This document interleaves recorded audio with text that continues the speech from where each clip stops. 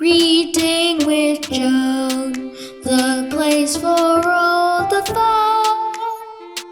Creative kids, come join us, come. Reading with Joan. Hello guys, thank you for joining us today on Reading with Joan. We will continue our book, Africa is My Home. Last week, the children experienced dressing in foreign clothes, riding on a carriage, and a court proceeding. Let's find out what happened to them today. Come along with me. Back in New Haven, we girls were moved out of the jail to the nearby Pendleton home, where we helped with chores. And most wonderful, there was a lovely surprise. Our supporters had set up a school in the jail for us with students from nearby Yale College as our teachers. By now, we knew what those strange sections of paper we'd seen on the as Miss Tad were. Books, of course. And we further knew that the markings were writing. And now we were learned to inspire them ourselves. One of our supporters, Mr. Leavitt, wrote a school book called Easy Lesson in Reading for the younger classes in common schools. I can no longer remember if it is the one we learned from, but I am sure it is very similar. Mr. Leavitt opens with these instructions. These are the instructions. I loved going to school where I was especially quick with numbers, but it was reading I wanted to learn most of all.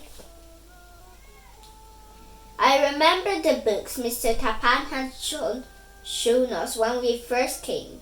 The one with images of goats and lepers, and I was eager to read them on my own. Stories are what I craved most of all, for I missed terribly listening to the elders tell stories as we had every night in Africa. Stories about animals, stories about our ancestors, all sorts of stories from which we learned how to be. While in Africa, we learned while sitting in the compound with our elders. In America, we learned in a room with desks, pens, inks, books, and more. And how we studied penmanship, geography, reading, recitation, writing, and arithmetic. I did well and enjoyed helping the others. When I dared to think about returning to Africa, I wondered how it would be like to teach Manda children how to read and write and do arithmetic. A school in Africa. Imagine.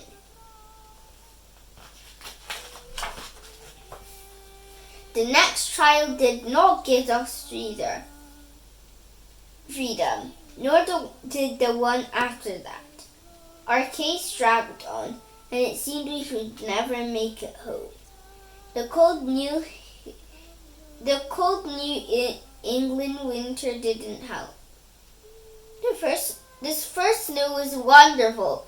We children jumped in the snowbanks, threw snowballs, built snowmen, went sledding, and had a glorious time. The second snow was great fun as well. By the third, I was getting a bit tired of it, and by the fourth, I had had enough. If I never saw another snowflake, I would be perfectly content. I grumbled to myself as I buttoned up my coat. Then I pulled on my gloves, wrapped my scarf around me tightly, shoved my bonnet snug into my head, and tied my boots before trudging outside into that cold, icy world. In Africa, even during rains, the most you ever need to stay warm is the light wrap. One thing that kept me going was my new faith. Mr. Tapan had early on introduced us to the scriptures and saw to it that we received spiritual instruction. Hearing much such biblical stories as the trials of Moses and the Israelites, or Daniel and the lion's den, made me think of the stories of fortune and goodness that the family elders had told me when I was small. And I loved the religious services. The hymns, the sermon, the psalms and prayers were so moving and beautiful. All of it gave me great solace during those many days of waiting and a way of worshipping that would be part of me for the rest of my life. A year and a half after we first arrived, our case finally came to the Supreme Court, far away in the country's capital, Washington, D.C. These judges were the most important court in the land, would decide our fate once and for all.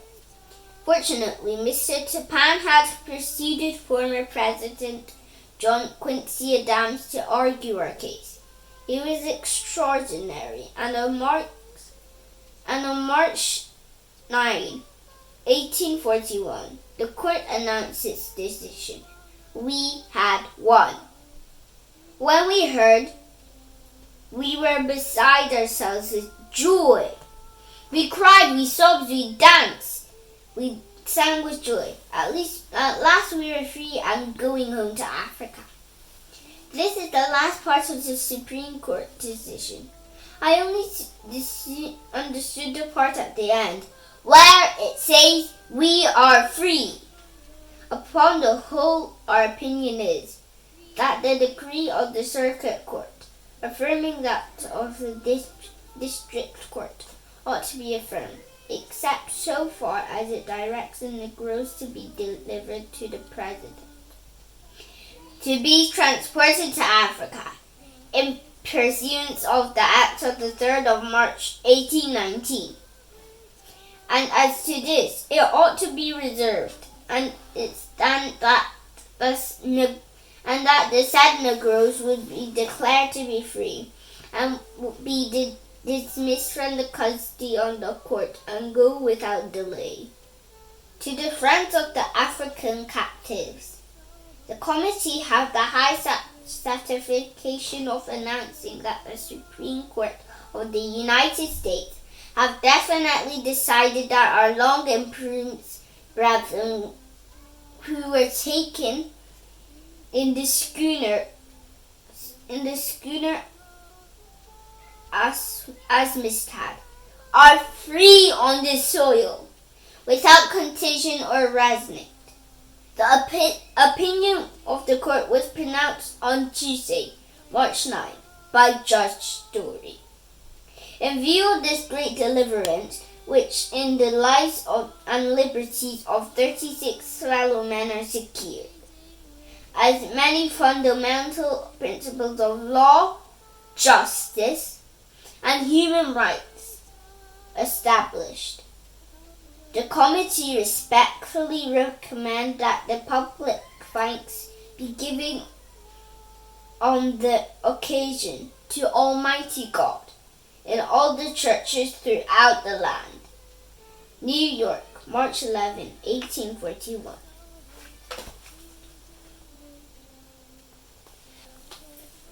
I learned that they learned how to read and write even in the jail.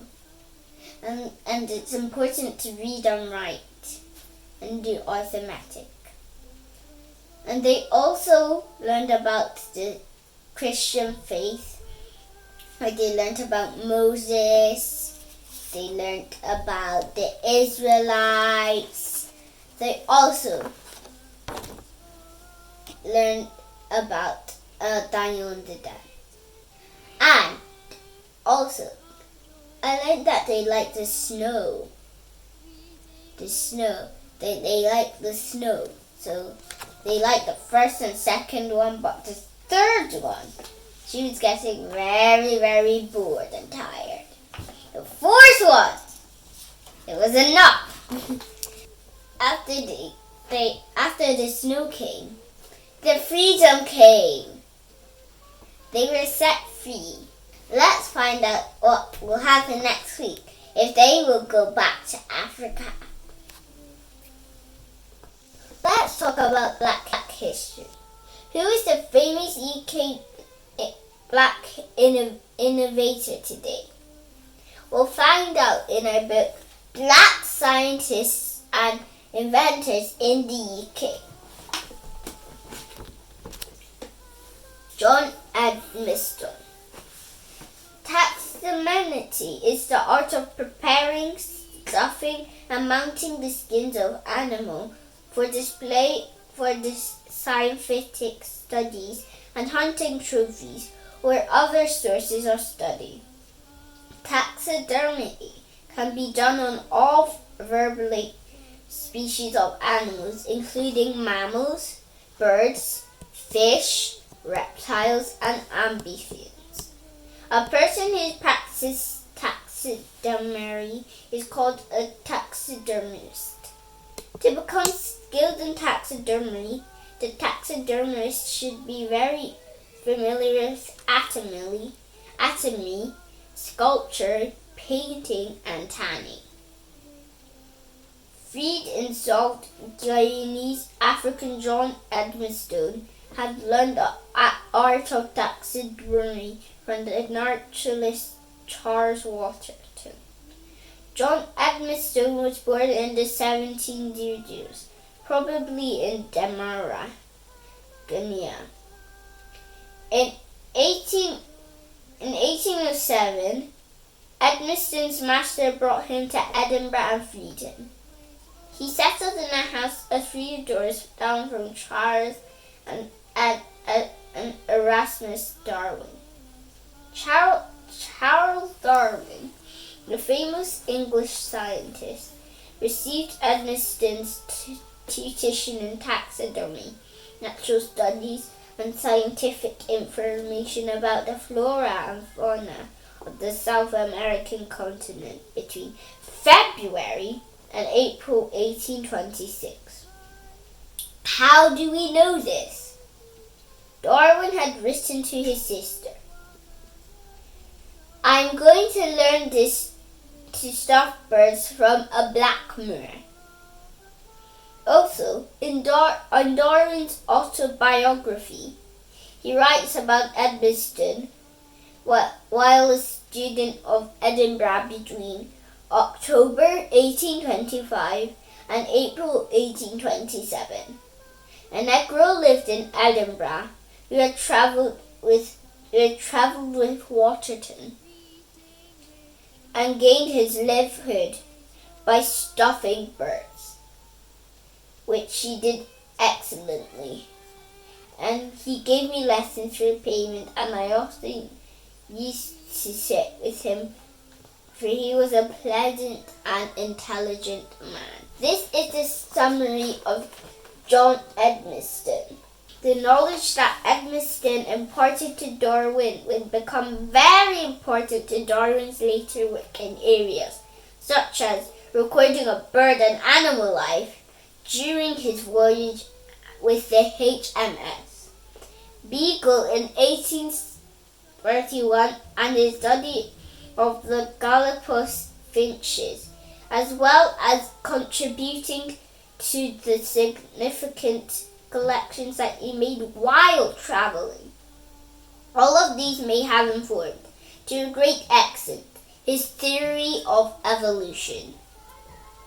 One can argue that it was Charles Darwin's encounter with John Edmonstone at the University of Edinburgh that set Darwin on the anti-slavery course, when many of his contemporary scientists who passed through the same halls in Edinburgh took the reverse course.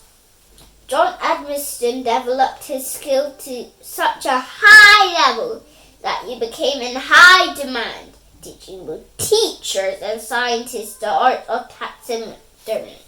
As a black kid, I can become an inventor and scientist, just like John Edmonstone. Thank you for joining us on Reading with Joan. We hope you like and love and comment. Bye!